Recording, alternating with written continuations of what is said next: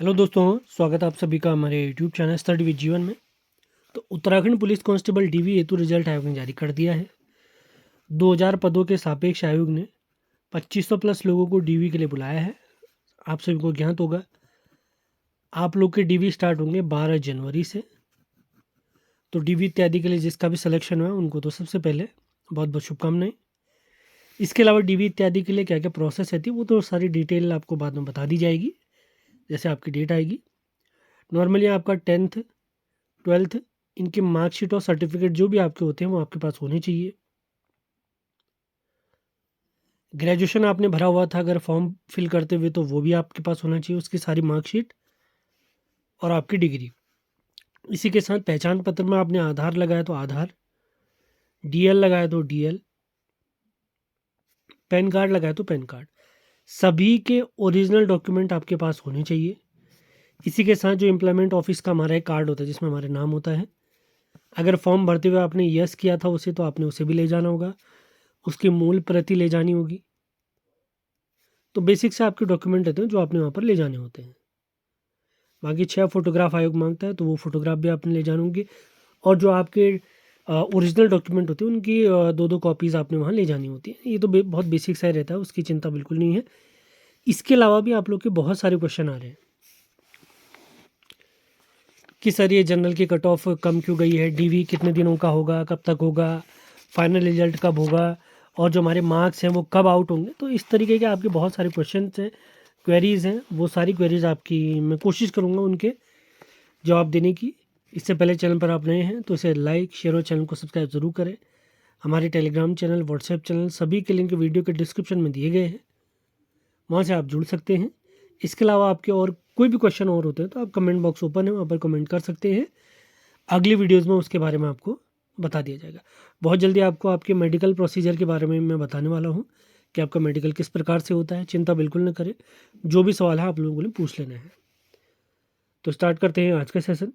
तो पहला क्वेश्चन है कि general, EWS, SC, ST, OBC की कितनी सीट थी। अब हमें ये तो पता है कि हमारी जो पुलिस भर्ती आई थी मेल कैंडिडेट के लिए 2000 पदों पर आई थी, तो उसमें जनरल की कितनी पोस्ट है, ईडब्ल्यूएस, एसटी, एसटी, ओबीसी की कितनी पोस्ट है, उसी को आपका क्लेरिफाई मैं कर देता हूँ। तो हमारा जो पुलिस कांस्टेबल का नोटिफिकेशन आया था, तो सबसे पहले हम जनरल की बात करें तो अनारक्षित में एक तो हमारा नागरिक पुलिस है, एक हमारा पीएसी है। तो अनारक्षित में 848 हैं आपके नागरिक पुलिस में, इसी के साथ 212 हैं आपके पीएसी में। इसके बाद आर्थिक रूप से कमज़ोर वर्ग की मैं बात करता हूँ तो 40 पोस्ट हैं आपकी पीएसी में और 160 पोस्ट हैं आपकी नागरिक पुलिस में। इसके बाद पिछड़े वर्ग की अगर मैं बात करता हूँ यानी ओबीसी की बात करता हूँ तो पीएसी में 56 और नागरिक पुलिस में 224। इसके बाद आता है अनुसूचित जनजाति, इसकी आपकी पीएसी में है 16 पोस्ट और 64 पोस्ट हैं आपकी नागरिक पुलिस में। अनुसूचित जाति यानी एससी वर्ग की मैं बात करता हूँ, पीएसी में आपके 76 पोस्ट और आपकी नागरिक पुलिस में है 304। यानी इनका टोटल करके मैं आपको बताऊं, जनरल की कट ऑफ कम जाने का एक रीज़न ये भी था कि जनरल की जो पोस्ट थी वो थी 1060 टोटल। एसटी की अगर हम बात करता हूं तो एसटी की पोस्ट थी 380। एसटी की मैं बात करता हूं तो एसटी की टोटल पोस्ट थी 80। ओबीसी की अगर हम बात करता हूं तो ओबीसी की पोस्ट थी 280 और ईडब्ल्यूएस की पोस्ट थी 200। ये टोटल आप ऐड करते हैं तो आपको प्राप्त हो जाएगा 2000। उम्मीद है ये आपका डाउट क्लियर हो चुका है। अगला क्वेश्चन आप लोग के आ रहे थे, मुझे बहुत सारे कॉल भी आए थे कि सर मेरी रैंक तो 100 है, यानी मेरा क्रम संख्या सीरीज से अगर मैं देखता हूँ तो मैं तो 100 नंबर पे हूँ, लेकिन रैंक वो दिखा रहा है 150 या रैंक दिखा रहा है 250। तो इसका क्या मतलब है, इसको सिंपली मैं आपको समझाना चाहूँगा। ये आयोग ने जो रिज़ल्ट जारी किया उसी के हिसाब से। तो ये जनरल कैटेगरी का आप लिस्ट देख पा रहे होंगे, यहाँ पर सीरियल नंबर है, ये सीरियल नंबर 1 2 3 4 5 आपको सीरीज से दिख रहे होंगे। पहला बच्चा है तो पहला, दूसरा, तीसरा। अब रैंक अगर मैं देखता हूँ यहाँ पर तो आप लोग ध्यान देंगे, रैंक 1 है पहले नंबर पे। अब जो सीरियल नंबर 2 पे हैं हमारे मोहित भट्ट भाई, इनकी रैंक 3 है, तो रैंक 2 वाले भाई कहाँ गए। अब जो आप यहाँ पे देख रहे होंगे छठे नंबर पे आपको जो दिख रहे हैं, पाँचवें नंबर पे जो आपको दिख रहे हैं मैं आपको बता देता हूँ, रोहित बिष्ट भाई हैं। तो इनकी जो रैंक आपको दिख रही है वो दिख रही है 8, ये 8 दिख रही है। तो रैंक 6 वाले भाई कहाँ गए, 7 वाले कहाँ गए? तो रैंक 2 वाले भाई का सिलेक्शन हुआ है ओबीसी में, रैंक 6 वाले का सिलेक्शन हुआ है एससी में, यानी वो एससी के टॉपर हैं रैंक 6 वाले। रैंक 2 वाले जो हैं वो ओबीसी के टॉपर हैं। यानी आप लोग को ध्यान होगा, सितंबर 2025 में माननीय सुप्रीम कोर्ट ने एक ऑर्डर जारी किया था कि यदि आप एससी, एसटी या ओबीसी वर्ग के हैं और आपने एज रिलैक्सेशन ले लिया है, यदि आपने एज रिलैक्सेशन ले लिया है तो आप जनरल की सीट नहीं काट सकते हैं। तो इसी वजह से ओबीसी वाले जो भाई साहब जो टॉप रैंकर हैं 164 समथिंग नंबर है, तो कट ऑफ में तो वो जनरल के बराबर नंबर लाए, लेकिन उन्होंने एज रिलैक्सेशन लिया था, इसी वजह से उनका सिलेक्शन अपने ग्रुप में ही हुआ है। तो इसी वजह से आपके रैंक और क्रम में आपको डिफरेंस दिख रहा है। मतलब एससी, एसटी, ओबीसी वालों ने तभी जनरल की सीट काटी है जब उन्होंने जनरल की एज के अंदर ही वो है, यानी एज का रिलैक्सेशन नहीं लिया है। माने कोई एससी वाले हमारे भाई हैं 21 साल के, यानी वो जनरल की एज के अंदर आ रहे हैं, अगर उनके मार्क्स जनरल के बराबर है तो जनरल की सीट उन्होंने काट दी है, यानी उनका सिलेक्शन जनरल सीट में हो चुका है। यदि कोई 25 साल के हमारे एससी कैंडिडेट है और अब जैसे टॉपर हमारे अतुल भाई हैं, उनके 165 अंक हैं, तो मैंने क्या बताया एससी के एक भाई है जिनकी एज है 25 साल, माना उनके 163 अंक हैं, क्योंकि जनरल की जो सबसे लोएस्ट कट ऑफ गई है 129, यानी उनका नंबर जनरल में होना चाहिए था, लेकिन उनकी आयु क्या है 25 साल है, इसी वजह से उनका सिलेक्शन अपनी कैटेगरी में ही होगा, यानी एससी में होगा, क्योंकि उन्होंने अपना एज का रिलैक्सेशन ले लिया है। उम्मीद है ये भी आपको समझ में आ चुका होगा। अगले क्वेश्चन की तरफ मैं बढ़ता हूँ कि जनरल की कट ऑफ कम क्यों गई है। तो कट ऑफ के रिगार्डिंग ऑलरेडी मैं वीडियो बना चुका हूँ, जनरल की आप लोग को याद होगा। जैसे मैं ईडब्ल्यूएस की बात करता हूँ तो ईडब्ल्यूएस की 114 कट ऑफ गई है, जनरल की गई है 129 दशमलव समथिंग 0.5, ओबीसी की गई है 144। अब इतना डिफरेंस क्यों है? सबसे पहली बात तो मैं आपको बता चुका हूँ, जनरल की एक तो सीट सबसे ज़्यादा थी, 1060 इनकी पोस्ट थी। दूसरा रीज़न क्या है, एज रिलैक्सेशन वाली बात है।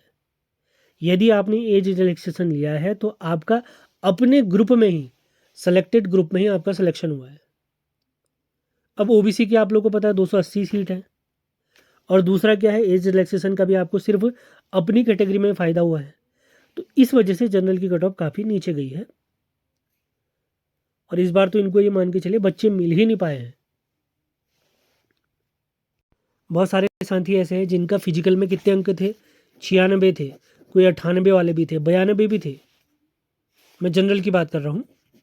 लेकिन जनरल में आपको पेपर क्वालिफाई करने के लिए मिनिमम 45 अंक लाने होते हैं, लेकिन उनके अंक कितने 40 हैं, किसी के अंक 38 है, 42 है, तो उनका सिलेक्शन नहीं हो पाया है। भले वो कट ऑफ को क्यों ना क्लियर कर गए हों, लेकिन मिनिमम क्वालिफिकेशन मार्क्स वो लेकर ही नहीं आ पाए थे, इस वजह से उनका सिलेक्शन नहीं हो पाया।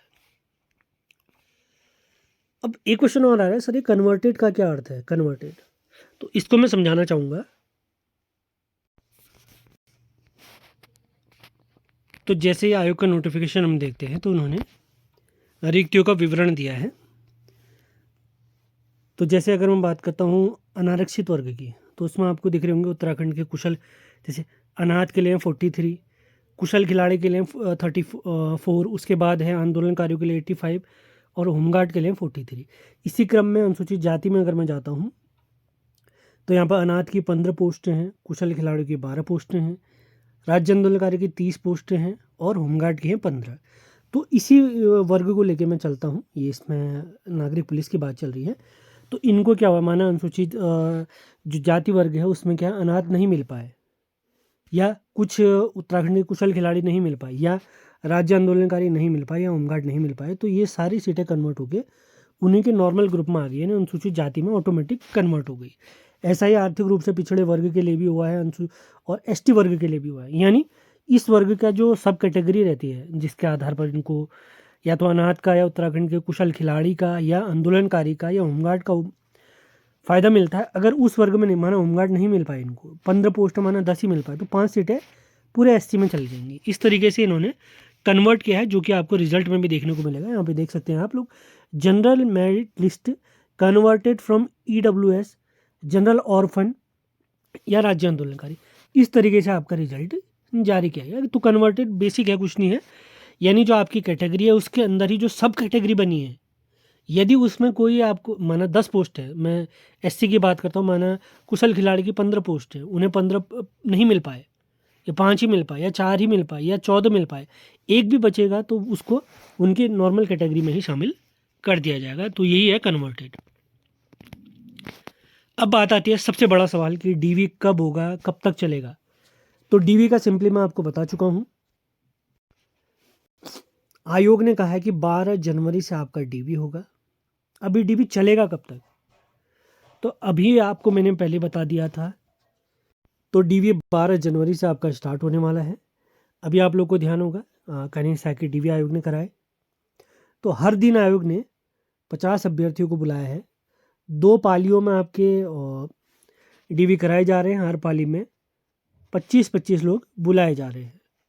तो इसी रेशियो के हिसाब से अगर मैं चलता हूँ तो टोटल आपके कैंडिडेट हैं लगभग 2500 में लेके चल रहा हूँ, वैसे 2545 है।